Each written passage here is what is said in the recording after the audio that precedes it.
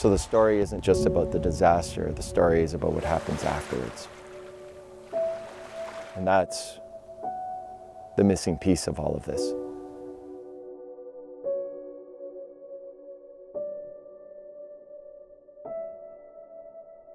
Dans les 20 dernières années, le nombre de personnes touchées par les catastrophes naturelles a atteint 4 milliards.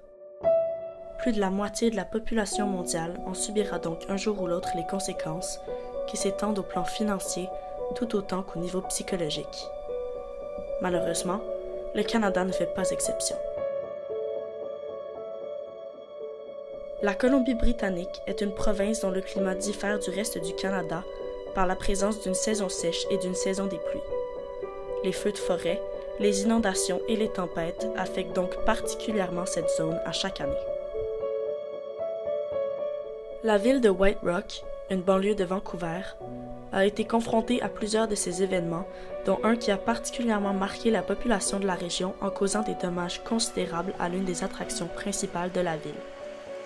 December the 20th of that year was the day of the destruction of the White Rock Pier.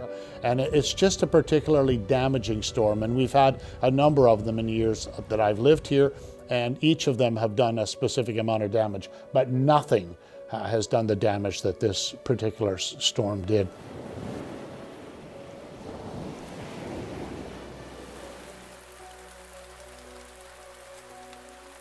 Alors que les tempêtes viennent ravager les berges de la Colombie-Britannique au cours de la saison des pluies, les feux sont dévastateurs durant l'été sec de la province.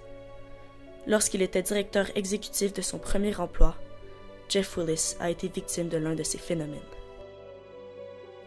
On August 31st, going into September 1st, lightning hit the dining hall. It was a $5 million dining hall. And I'm at home. I get a call around 6 o'clock, 6:15 a.m. Hey Jeff, the dining hall's on fire.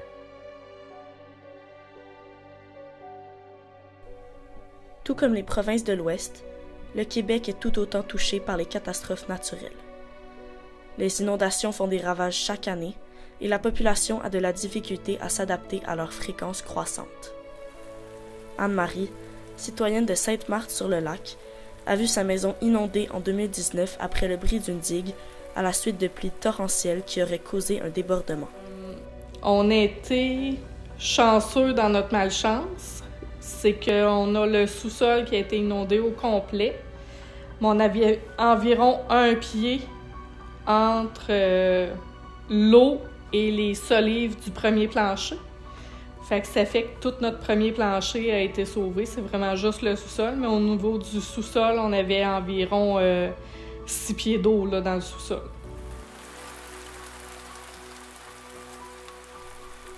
La majorité des victimes de ces tragédies ne sont pas préparées pour affronter de tels défis. Ça a été le cas de la famille Barry, qui a subitement été confrontée à des risques d'inondation en 2017 et à nouveau en 2019. On n'était pas au courant de qu'est-ce qu'il fallait faire. Puis comme, même les pompiers ou comme l'armée sont venus, puis ils n'avaient aucune idée comment faire les digues. Fait que littéralement, c'est nous qui apprenions aux autres qui venaient nous aider comment faire. C'est vraiment fou. C'est comme tout le monde était dans le on sait pas trop, le questionnement de comme qu'est-ce qu'on doit faire, qu'est-ce qu'on doit pas faire, qu'est-ce qui est bon, qu'est-ce qu'on doit acheter, les matériaux, tu sais. Après avoir fait la une des journaux, les victimes des catastrophes naturelles tombent souvent dans l'oubli. Le poids des conséquences des feux, des tempêtes et des inondations se fera ressentir sur plusieurs mois, voire plusieurs années encore. Avec l'augmentation exponentielle de la fréquence des catastrophes naturelles, même les zones autrefois considérées sécuritaires sont maintenant à risque. C'était une zone 0-100 ans avant les inondations.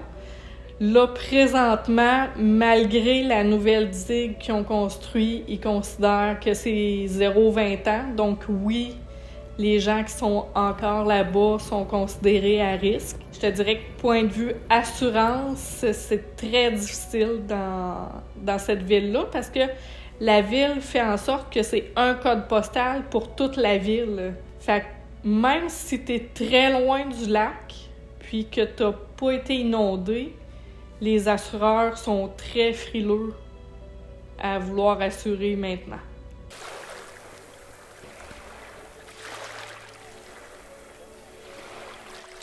Malheureusement, les assurances ne sont pas les seuls enjeux économiques qui affectent les personnes touchées par les catastrophes naturelles.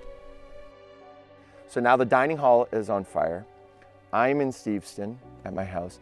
So I get up and I have to make my way across Howe Sound on a boat, and there's my staff. There's no fire department, no police, nothing. You actually have to fight the fire yourself.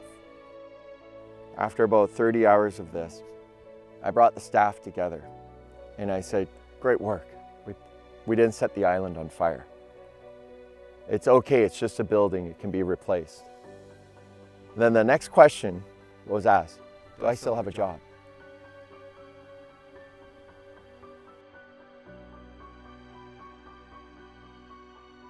The other piece of it is the damage it does economically to people, and how long does it take them to recover from it, or the damage that it does from taking tax dollars away from other things we'd like to spend tax dollars on.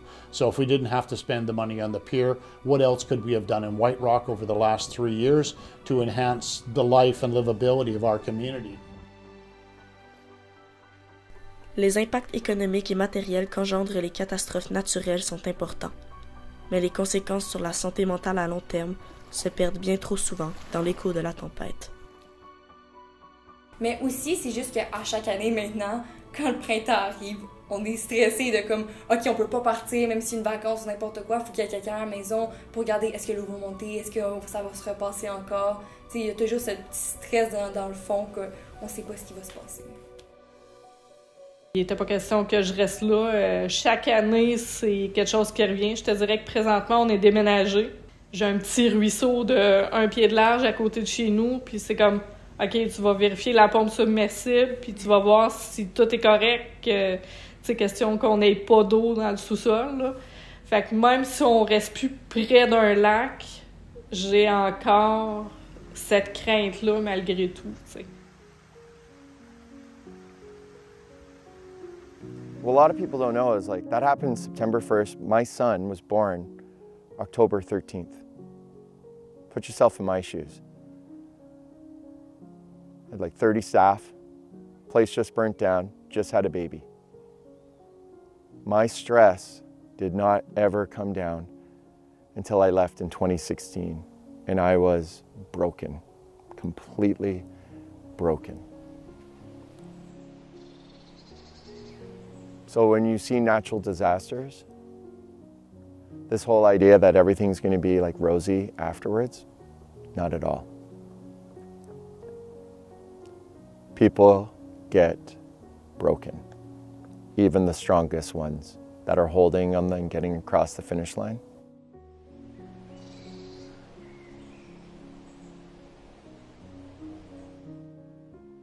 So the story isn't just about the disaster, the story is about what happens afterwards.